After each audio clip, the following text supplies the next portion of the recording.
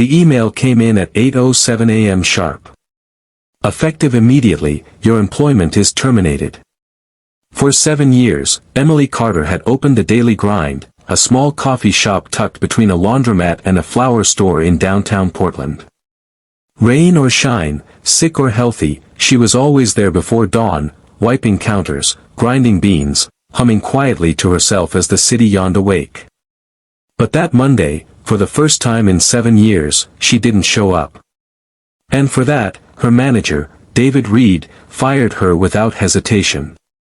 If you believe true kindness always finds its way back, please tap the like button now and subscribe to support more stories like this. David told himself it was a matter of principle. Rules were rules. He'd built the business from the ground up, surviving recessions and rent hikes. Reliability was sacred to him. Emily had been his most dependable employee, but absence without notice? Unforgivable. When she didn't answer his calls, he sent the termination email. Simple, clean, professional. By noon, her locker was empty. By evening, the key to the shop was slid under the door. He thought that was the end of it. But it wasn't. 2 days later, a small cream-colored envelope arrived at the café. The handwriting on the front was shaky but elegant, to Mr. Reed. Inside was a folded letter, written by hand. The paper trembled slightly, as if the writer had cried while holding it. Dear Mr. Reed. My name is Margaret Carter. I am Emily's mother. I'm writing this from St. Joseph's Hospital, where Emily has been sitting by my bedside for the past 3 days. I wanted you to know why she couldn't make it to work. David froze. Emily has worked every day since her father died. She never missed a single shift, not even when she was sick. You see, she's been the only one supporting me, paying for my treatments, keeping our small apartment, and somehow still smiling when she comes home exhausted. She didn't call you because I collapsed that morning. She was in the ambulance with me, holding my hand, afraid she was losing her last parent. David's throat tightened as he read on. She told me she couldn't miss work because her team depended on her, and because you had once said, there's no one else like Emily. I know you didn't mean to be cruel, but please, if you ever see her again, tell her I'm proud of her. She's never failed anyone in her life. The signature at the bottom was barely legible. Margaret Carter. David sat at the counter long after closing, staring at the coffee machines humming softly in the dark. Every cup of espresso he made that night felt bitter. He remembered how Emily used to come in early, sweeping the front sidewalk before anyone arrived. How she'd bring homemade muffins for the team on Mondays.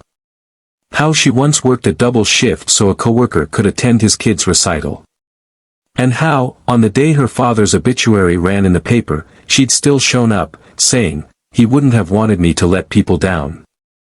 The next morning, David drove across town to the hospital. He found Emily sitting in a chair beside her mother's bed, a paper cup of coffee growing cold in her hands.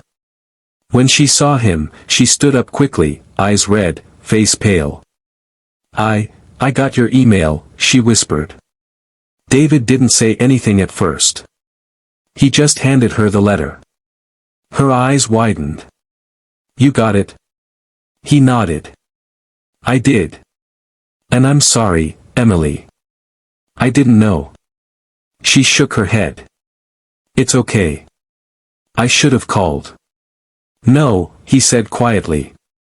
I should have asked why. He placed a sealed envelope on the table beside her. That's your job back, if you still want it. And 2 weeks paid leave. Take care of her. Take care of yourself. Tears filled her eyes as her mother stirred slightly, smiling faintly at the sound of his voice. Thank you, Emily whispered, clutching the letter like it was something sacred. David walked out into the morning sunlight, feeling the kind of peace he hadn't known in years. A week later, when Margaret passed away peacefully, Emily returned to the café. The staff had decorated the counter with flowers, and a framed photo of her and her mother sat by the register. David quietly stepped forward, handing her a small note. Inside it read, "You once said you never wanted to let people down. Just know, you never did." She smiled through her tears. "Thank you, David."